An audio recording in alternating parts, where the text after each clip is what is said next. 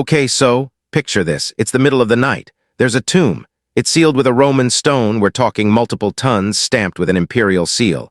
And guarding it, not one guy half asleep on a folding chair. A full unit of Rome's finest. Right, and breaking a Roman seal wasn't just rude, it was a capital crime. Death penalty. For everyone involved. So by sunrise, the seal's broken, the stone's moved, and the body is gone. No body, no suspects in custody, no confession. 2,000 years later, case still open. Beat, that's not me being dramatic, Roxanne. That's the actual problem historians have been chewing on for 2 millennia. For most people, this story's already solved, right? Sunday school version, stone rolled away, everybody rejoices, roll credits. Sure, that's the postcard version. But the second you actually open up the 4 gospel accounts side by side, like, physically lay them next to each other, It stops looking like one clean story. it starts looking like 4 separate witness statements, taken separately, that don't fully line up. Different arrival times, different numbers of, beings at the tomb, different people claiming to be first on scene. And here's the part that should bother you in a first-century Jewish court. The witnesses named first in every single account couldn't legally testify. So why would anyone building a fake story lead with the one detail, guaranteed to get it laughed out of court? All right, enough teasing it. Tonight we reopen the case file. Let's start where the investigation always starts, the primary crime scene.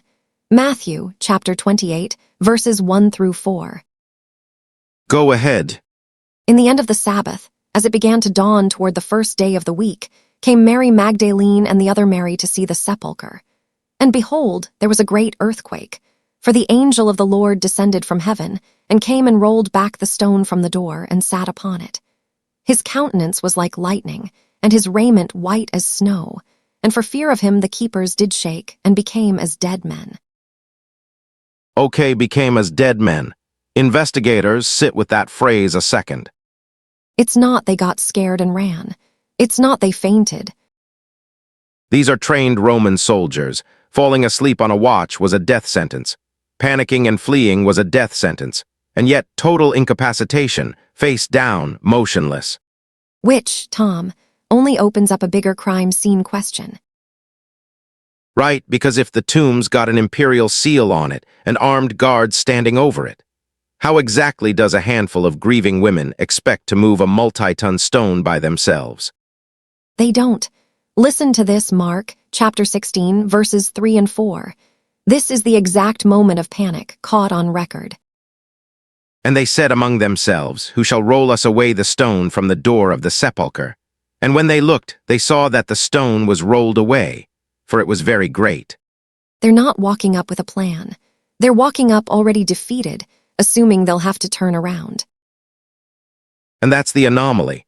An armed, guarded, sealed crime scene, breached with 0 recorded eyewitnesses to the actual break-in. No one saw it happen, only the aftermath. That's the case we're investigating tonight. So let's cross-reference, because Matthew's not the only account on file. Luke, chapter 24, verses 1 through 3.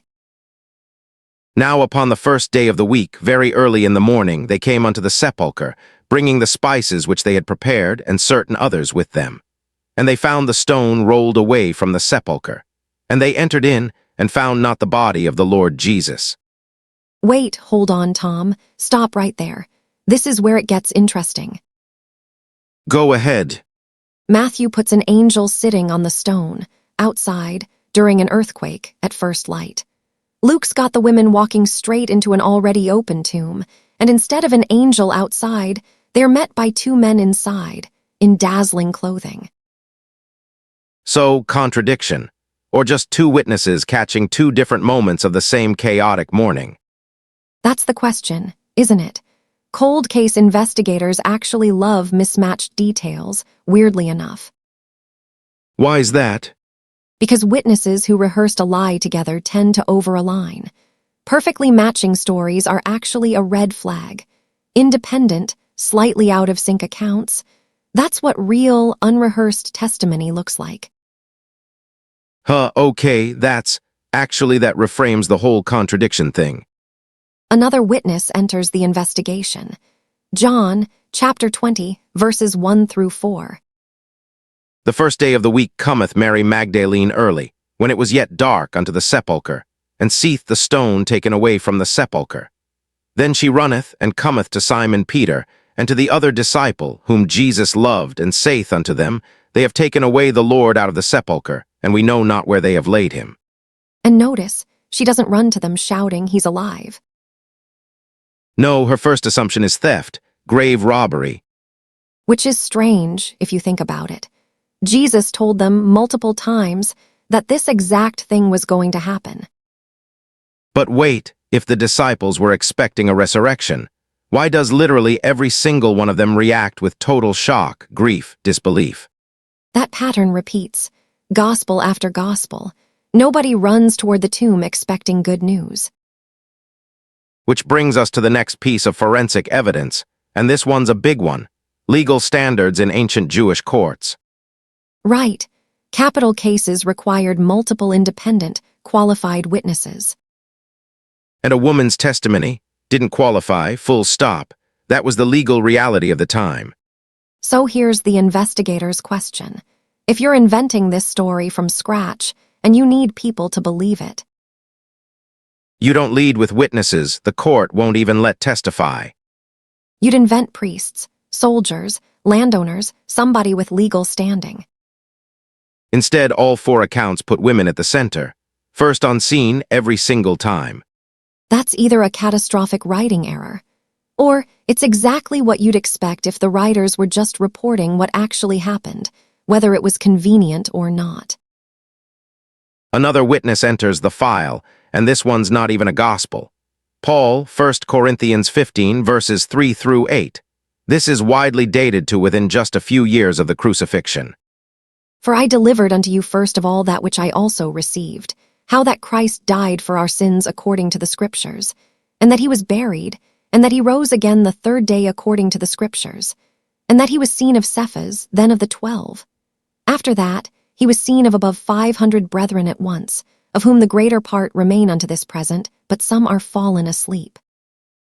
500 witnesses, named as still living at the time of rioting. That's not vague. That's Paul basically saying, don't take my word for it, go ask them yourself. You don't issue an open challenge like that if you know it's fabricated. Okay, but does any of that solve the actual physical mystery? Where's the body? Fair, let's go back to the scene, because the temple authorities had their own theory and it's on the record. Matthew 28, 11 through 15. Now when they were going, behold, some of the watch came into the city, and showed unto the chief priests all the things that were done.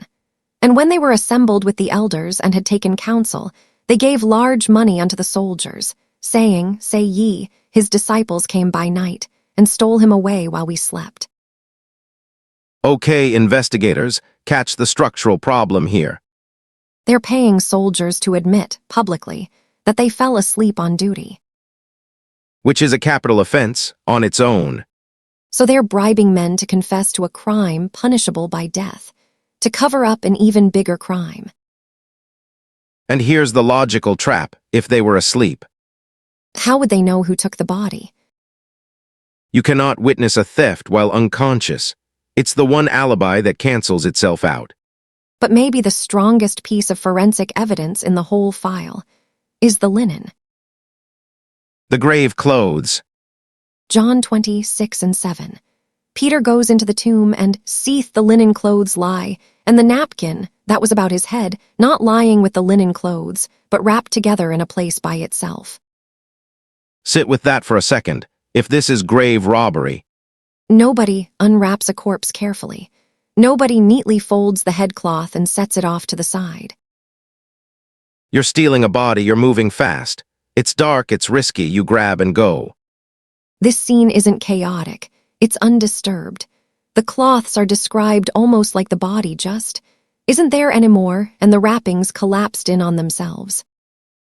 The Bible never spells out the mechanics of that. It doesn't explain the physics. But even without an explanation, That detail rules out the messy, panicked theft scenario almost by itself. And that's still not the end of it, because even if the physical evidence rules out grave robbery, you've still got a bigger mystery.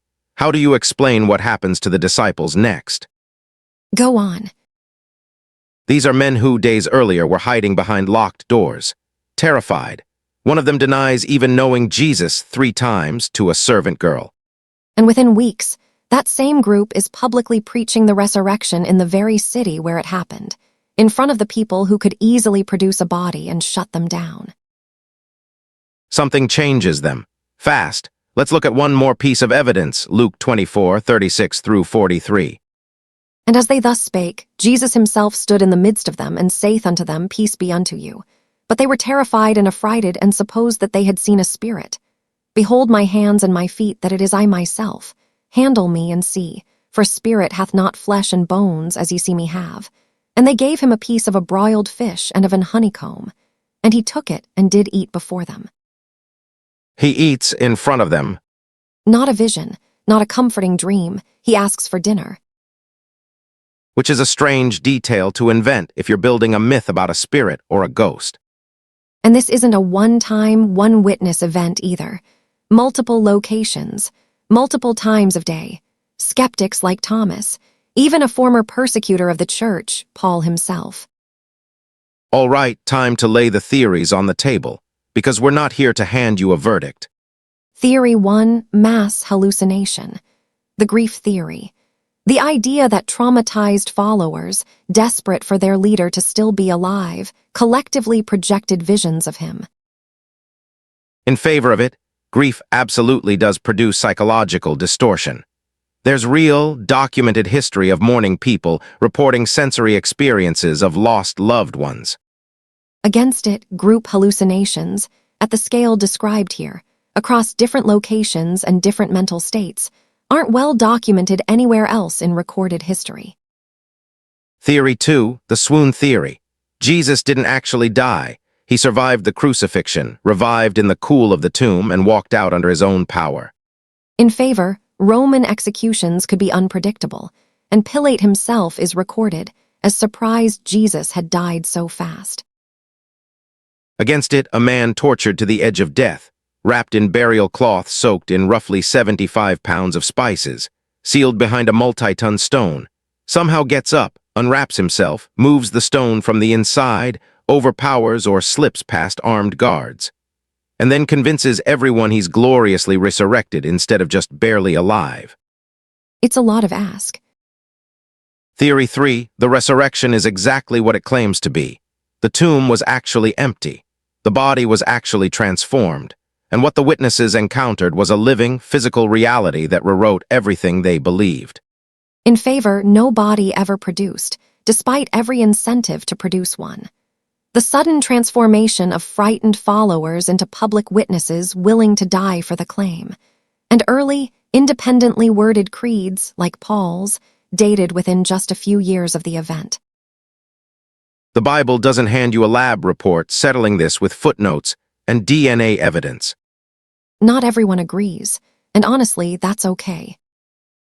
All right, let's go one layer deeper, because the answer might be hiding in the original language. The Greek word is anastasis. It shows up constantly in the New Testament. Literally a standing up, a raising up. And here's the forensic detail. In ancient Greek, that word is never used to describe a soul floating off to some spirit realm. It's specifically physically a body getting back up, on its feet.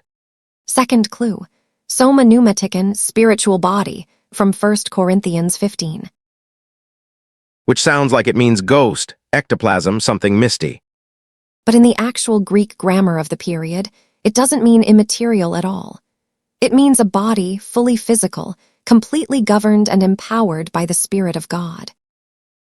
Third word, edgerth, to be woken up, raised from sleep. 3 different Greek terms, all pointing the same direction. So metaphor or physical claim. Anastasis anchors this whole thing in real time, real space, a body that was down and is now up. All right, let's draw some clean lines here for you, Because this is where a lot of shows blur fact and speculation together, and we're not going to do that. What the Bible says, Jesus of Nazareth was crucified under Pontius Pilate, buried in a known, named tomb belonging to Joseph of Arimathea. On the third day the stone was rolled away and the tomb was found empty. Multiple, independent witnesses, women at the tomb, 2 travelers on a road, a locked room full of apostles, over 500 people at once, reported seeing, touching, and eating with him. And the authorities, despite every motive to do so, never produced a body. What the Bible implies, that the resurrection vindicates every claim Jesus made about himself, that the body underwent some kind of transformation, physical enough to eat fish, but somehow no longer bound by locked doors. What the theories suggest, hallucination, theft, survival, the Bible doesn't address every modern medical objection point by point. This isn't a lab result. It's a historical case file, and you're the one who has to weigh the evidence. We're not here to force a verdict on you. We're here to lay out what's actually on record, and let you reach your own conclusion. Anything more than that is speculation dressed up as fact, and we don't do that here. Tom, something about this case bothers me, and it's not the stone or the guards or the linen. What is it? People have spent 2,000 years arguing about stone weight, guard rotations, grief psychology. And maybe missed the actual point of the file the whole time. Because the empty tomb was never really about winning a legal argument. It's about a death sentence that got overturned. It's about a door out of the dark that nobody thought existed. Beat Rome fell eventually. The guards, the seal, the soldiers who took the bribe, all of it's gone. Dust. But the file's still open. The question's still sitting on the table every single century, waiting for somebody new to pick it up. So here's where we leave you tonight. If that tomb really was empty, and if the whole case hinges on that one moment. What does that demand of you, right now, today? And if the evidence is enough to make you reconsider what you thought you knew about death itself, how do you respond to the witnesses? That's a heavy place to stop. It is, but this investigation isn't closed. Because hidden behind this mystery is another one. If a handful of terrified first-century witnesses were willing to die for what they saw in that garden. How did one local execution, in one small province, turn into a movement that outlasted the entire Roman Empire? That question might change how you read everything that comes next. Which means we're opening a new file. Next episode we will. Until then, read the text in context. Don't get distracted by the noise, and stay vigilant. Case closed. For now,